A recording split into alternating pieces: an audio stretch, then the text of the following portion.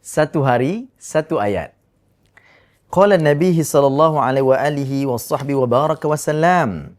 Allahumma akfini bihalalika an haramik wa aghnini bifadlika amman siwak. Yang bermaksud, ya Allah, cukupkan aku dengan yang halal dan jauhkan aku daripada yang haram.